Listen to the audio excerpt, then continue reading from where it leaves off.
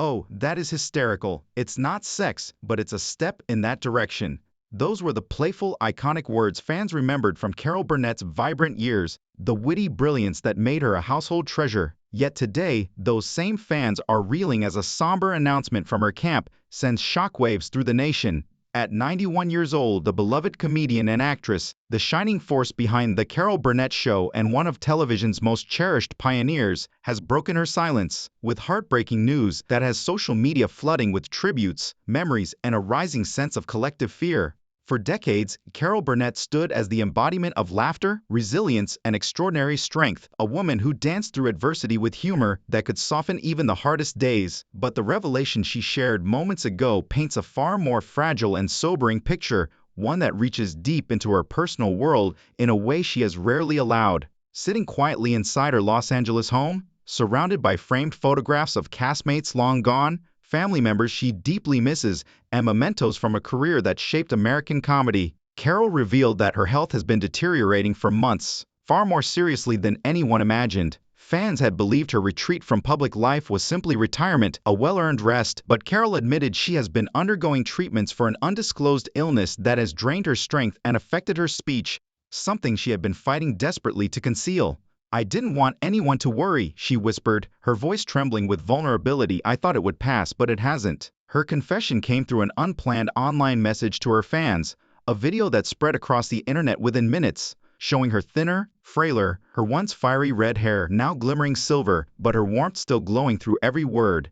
In the message, she explained that she has been racing against time to complete several deeply personal projects, updating her memoir, approving a tribute documentary, and overseeing the digital preservation of the Carol Burnett Show archives while she still has the physical energy to do so. "I've had a beautiful life," she said gently, "but I want to make sure the laughter lives on, even when I can't." Her words pierced the hearts of millions, triggering an outpouring of love from celebrities, former co-stars, comedians she inspired, and generations of fans who grew up watching her tug her ear at the end of each episode. A silent signal of love to her grandmother. Many called her announcement symbolic, noting how the woman who gave the world laughter now deserves that same love in return. Insiders close to the Burnett family revealed that, although Carol maintains optimism, doctors have urged her to slow down and avoid stress, yet anyone who knows her understands that resting has never been in her nature. She continues writing daily, mentoring young comedians, and participating in small charity projects even as her strength fades. Friends say the emotional weight she carries goes far deeper than her illness. Earlier this year, Carol began showing signs of profound exhaustion, especially after traveling to several tribute events celebrating her iconic career. Though she smiled brightly for cameras, behind the scenes she was reportedly struggling with shortness of breath and severe fatigue. Initially, her team blamed age and overexertion, but medical tests revealed news no one wanted to hear. Results serious enough that Carol insisted on keeping the details private to avoid headlines drenched in pity. She has always been like that. Strong, proud, fiercely protective of the joy she brings her audience. But her emotional cracks began to show during her recent message when she mentioned her late daughter Carrie, who passed away decades ago from cancer. Her voice trembled, her eyes welled with tears, and she admitted, "I've been thinking about her a lot lately. I think she'd tell me to be strong, to keep smiling." Those close to her say Carol has been rereading old journals and letters from Carrie, sometimes reading them aloud in quiet moments as if talking to her daughter again. She often says she feels Carrie's presence whenever she watches the musical episodes they filmed together, a bittersweet comfort that simultaneously warms and aches. Despite the heartbreak and the illness, Carol still finds humor in life, laughing at herself for misplacing her glasses in the fridge, singing off-key while baking cookies for her husband, or telling stories that still sparkle with her comedic timing. But beneath those lighthearted moments, her fans sense a shift, a reflective tone, a quiet acceptance, as if she is gently preparing her audience, and perhaps herself, for what inevitably lies ahead. Recently, her family has taken turns staying with her, so she is never alone, and her husband Brian Miller has reportedly stepped back from his music commitments to care for her full-time. Carol ended her message with a familiar, heartwarming smile that lit up American living rooms for decades, a smile that now carries gratitude, fragility, and a touch of finality.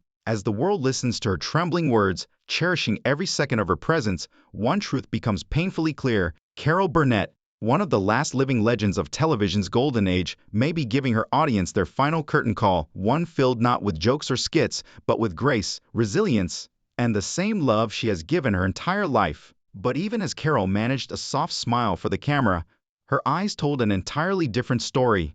A quiet acceptance shimmering beneath the surface, a gentle readiness for whatever comes next, and a kind of peaceful surrender only someone who has lived a full, remarkable life could understand. As one entertainment insider put it, she's saying goodbye the only way she knows how, with grace, humor, and love. After the emotional video went viral, fans across the nation began sharing old clips from the Carol Burnett show, moments that instantly rekindled the magic she brought into American homes for decades. Tim Conway collapsing into uncontrollable laughter, the legendary Went with the Wind parody with the unforgettable curtain rod dress, and her iconic closing song resurfaced everywhere, drawing younger generations into her world for the first time and leaving longtime fans crying softly at the sight of the woman who defined an era. What people didn't know was that Carol had been quietly preparing for this resurgence. Months earlier, she had commissioned a full team of archivists to digitize every remaining reel, behind-the-scenes footage, bloopers, dress rehearsals, forgotten skits, and unreleased material hidden deep within her show's vaults. According to those close to her, this would be her final gift to the fans who stood by her for more than 60 years. This wasn't just nostalgia.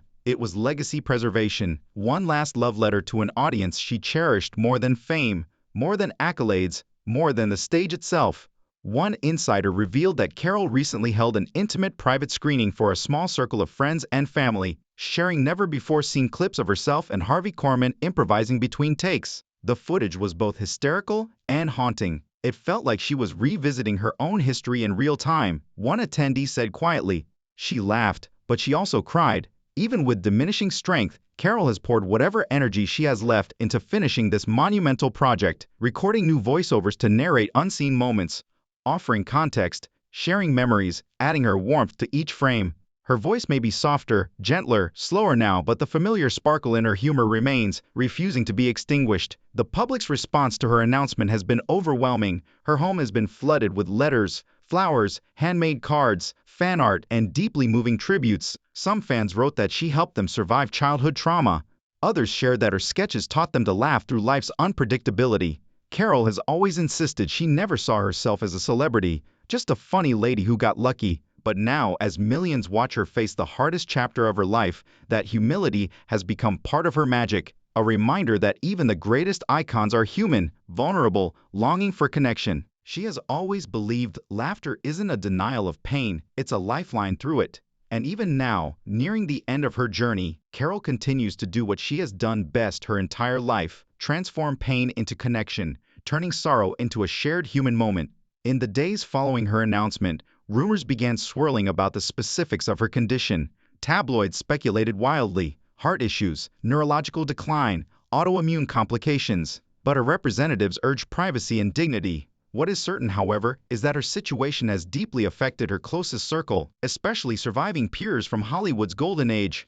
Vicki Lawrence, her longtime co-star and comedic daughter, released a heartfelt statement saying, "Carol wasn't just a mentor, she was our guiding light. I just want her to know that the world still needs her laughter." Her words went viral, sparking an avalanche of tributes. Comedians like Tina Fey, Kristen Wiig, and Kate McKinnon publicly thanked her for paving the way for women in comedy. Ellen DeGeneres posted a video calling her the blueprint for kindness and courage in comedy. But behind the glowing tributes is an emotional battle Carol continues to face quietly. Those who visited her say she spends her evenings watching black and white films from the 1930s and 40s, drawing comfort from the same kind of laughter that first inspired her as a lonely little girl in San Antonio. She once said that when life felt impossible, she would watch Jimmy Durante and Jack Benny and imagine herself standing on stage beside them. That childhood dream came true in ways grander than she ever imagined. Now, as she looks back, Carol is said to be writing a final letter to her fans, one she plans to release only when the moment feels right. Friends who have seen early drafts say it is deeply personal, reflecting on love, loss, fame, forgiveness, and the bittersweet beauty of growing old. She reportedly ends it with her signature sign-off, "I'm so glad we had this time together." Those words, once playful and comforting, now echo with profound tenderness through every tribute, every montage, every tear-stained message fans send her. Carol has outlived nearly all her peers: Lucille Ball, Bob Newhart, Betty White, and now many fear they are witnessing the final chapter of another legend. Yet there is something beautifully serene about the way Carol is facing this moment. She's not afraid, a family member whispered. She just wants to leave the world laughing one more time, and as heartbreaking as her news is, she has somehow transformed it into yet another moment of unity between herself and the millions who adore her. Meanwhile, Carol's home has quietly transformed into a sanctuary filled with memories of her extraordinary life. On one shelf sit 6 Emmys, glimmering like golden milestones. On another rests a faded Carol Burnett Show binder filled with handwritten notes from 1969, a time when she could not have known she was creating history. Every corner of her home is a museum of laughter, resilience, and legacy, proof that Carol Burnett didn't just entertain the world, she shaped it. Nearby, beneath soft lighting and surrounded by decades of memories, a framed letter from Lucille Ball rests under glass, a tender reminder of the legendary friendship between two women who shaped the very foundation of American comedy. And whenever Carol Burnett reads Lucy's handwritten words, "You made me proud," she still smiles, even now, even through the exhaustion, as if she can hear Lucy's unmistakable voice teasing her from beyond. Visitors who have had the privilege of entering Carol's home say it radiates warmth and nostalgia, like stepping into a living museum of television history where every shelf, every photograph, every award whispers stories of laughter, improvisation, and brilliance. Yet beneath that glow of celebration and legacy, the quiet truth of her frailty lingers like a shadow. Her husband, Brian, has gently restricted visitors, not out of secrecy, but out of love, to protect her from the fatigue that arrives more quickly these days. Still, Carol insists on greeting the mailman with a joke, still hums show tunes while shuffling from room to room, still tries to make others laugh. But every day requires longer naps, slower movements, more careful pacing. Even so, she remains determined to stay connected with fans through short audio messages and handwritten notes. Her assistant shared that Carol personally replies to letters from people who write to say her comedy pulled them through depression, heartbreak, or profound loss. "If I could make someone forget their pain for 5 minutes," she often says, "then I did my job." Those words, once playful, now carry a deeper, almost sacred meaning as she faces her own battle. Meanwhile, her family has taken on quiet preparations, digitizing old photo albums, organizing scripts, sorting through archives, carefully preserving everything she has ever touched or created. Carol has reportedly told them she wants her story to inspire young artists who come from nothing, just as she did when she arrived in New York with a borrowed $20 and a dream she could barely articulate. It is a full circle moment. The girl who once struggled to afford rent, becoming a global icon whose legacy will outlive entire generations. Networks are already preparing tribute specials, and the sudden spike in streaming views of her classic episodes reveals how deeply the world is clinging to her. But Carol has made one thing crystal clear. She does not want a somber farewell drenched in sorrow. She wants laughter, music, joy. Celebrate the fun, not the fear, she told a close friend. Even as her strength fades, her wit remains razor sharp. When a nurse gently urged her to rest more, Carol quipped, "I'll rest when Harvey Korman stops cracking me up in heaven." That spark, that unbreakable link between humor and hope, is exactly why America fell in love with her. Humor as armor, grace as defiance. And now, as the lights quietly begin to dim, Carol Burnett remains exactly who she has always been, a woman who refuses to let sadness have the last word. In recent interviews, several of her closest friends spoke about the remarkable resilience she continues to display behind closed doors. Julie Andrews, her dear companion of more than 60 years, revealed that they still speak regularly, sharing memories of Broadway beginnings, early television chaos, and the moments that shaped them. "We don't talk about illness," Julie whispered. "We talk about life, about laughter, about what made us who we are." That is how Carol prefers it. No pity, no tears, only genuine conversation and the kind of humor that carried them through entire eras of entertainment. Despite her physical limitations, Carol insists on maintaining her morning routine. She wakes early, prepares her favorite tea, and sits beside the window where sunlight slips through lace curtains and lands on framed photographs of her family.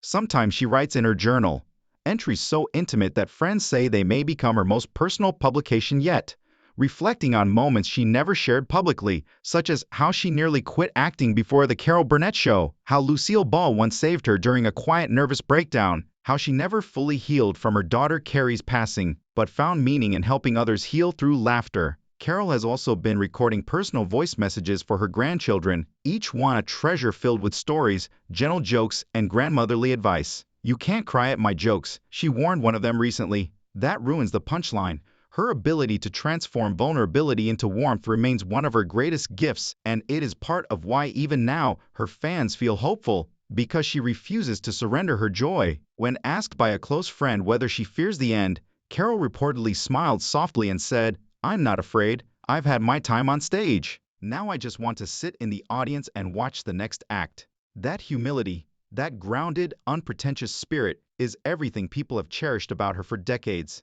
She never saw herself as larger than life, only as someone extraordinarily lucky to make people smile. As her health team continues to monitor her condition, Carol remains focused on the same mission she's carried her whole life, bringing laughter, love, and a little light into the world. Her courage, her humor, and her refusal to let darkness swallow the joy around her have inspired millions. And though fans dread what may come next, Carol Burnett's story reminds everyone that the most powerful goodbyes are not whispered in sorrow. They are delivered with laughter, resilience, and gratitude. As the weeks unfold, her days have settled into a bittersweet rhythm, a tender blend of reflection, brief visits, and moments of laughter that drift through her home like echoes of old studio applause.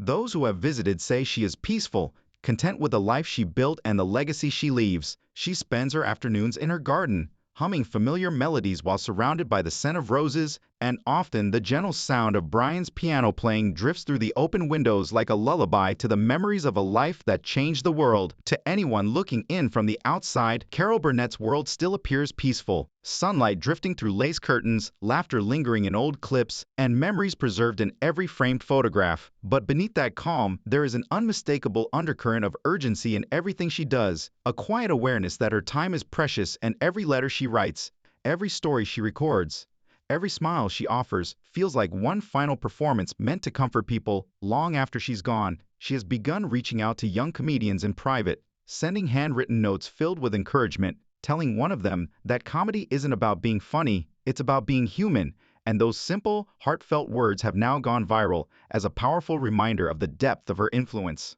Late at night, she sometimes revisits old recordings of her show, and when the audience roars with laughter, she closes her eyes, smiles softly, and whispers, "That's the sound of home." Her caregiver shared that Carol still reacts to decades-old bloopers as if she's seeing them for the first time, laughing so hard she has to wipe tears from her eyes. Yet hidden beneath that laughter is a gentle sadness, an acknowledgement that the world she helped build, the world of live variety television, spontaneous comedy, and heartfelt connection, has slowly faded into history. Even so, Carol remains the beating heart of that forgotten era, even from her living room, and she knows how many people are praying for her recovery. Though she doesn't believe in offering false hope, she treasures every message. "It's like being wrapped in a blanket made of kindness," she told her assistant. In her quietest moments, she writes thank you notes to people she has never met, fans who mailed her letters decades ago and whose words she saved in boxes tucked neatly away. Proof that she never once took her audience for granted. What many forget is that Carol's story isn't just about fame or comedic brilliance. It is about perseverance, about a woman who grew up in poverty, raised by alcoholic parents, who clawed her way toward hope with nothing but grit, humor, and an unbreakable refusal to surrender to despair. Now, as she faces what may be her final act, she carries that same spirit with her. "Life doesn't owe us anything," she whispered recently. "We just owe it a good laugh." Those words, fragile yet powerful, capture her entire essence. A woman who taught the world to smile even when it hurts, who found strength in vulnerability, who continues to face each day with courage wrapped in grace. The world watches with heavy hearts, aware that when her curtain finally falls, it will mark the end of an era. And yet, Carol Burnett has never been a story about endings. She has always been a story about joy, resilience, and the healing power of laughter. Her latest message, the one that shattered hearts worldwide, may be her most profound. In a short recorded statement released by her family just hours ago, she thanked her fans for giving her the most beautiful life anyone could ask for. Her voice, though fragile, carried that familiar warmth that defined her for generations. "You've let me into your homes, your lives, and your hearts," she said softly, "and I never once took that for granted." It was a farewell that required no spectacle. Pure Carol, simple, sincere, overflowing with love. Sitting near a window with sunlight washing across her face, wearing a bright scarf that reflected her eternal spirit, she gently tugged her ear, the timeless gesture she once used to signal love to her grandmother. In that moment, it felt as though she was saying goodbye not just to her family, not just to her grandmother's memory, but to all of us at once. Within minutes, millions flooded social media with clips, tributes, and deeply personal stories of how Carol shaped their lives. Late-night hosts dedicated entire segments to honoring her legacy. Broadway dimmed its lights. Streaming platforms released thank you banners. Stars, co-stars, and proteges shared their grief and gratitude, one saying, "She taught us comedy can be kind, that you don't have to be cruel to be funny." Yet behind all the tributes lies the unbreakable truth of her journey. She came from a broken childhood, yet gave the world laughter. She lost her daughter, but still brought light into the lives of others. She faced aging, illness, heartbreak, and sorrow while still finding reasons to smile. That resilience, that ability to turn her pain into laughter, will echo for generations. In one of her final notes to her fans, Carol wrote, "If you ever think of me, don't be sad, just find something to laugh about. That's how I'll know I did my job." Those words now circle the world on posters, murals, tributes, and memorials. Her show's theme song, "I'm So Glad We Had This Time Together," has returned to televisions and radios everywhere, and people are humming it again with tears in their eyes. Carol Burnett may be stepping away from the spotlight, but her laughter has become immortal. The sound of her joy is woven into America's soul, as familiar and comforting as a melody that never fades. As the final moments of her message played, Carol looked into the camera, her expression soft and full of gratitude, and whispered, "I'll see you where the laughter never ends." Then she lifted her hand and waved, a tiny gesture, yet one that felt like a final curtain call, a last gift to the millions whose lives she touched. And for countless people around the world, that wave was not simply goodbye. It was a reminder that true laughter, the kind born from love, courage, and humanity, never truly dies.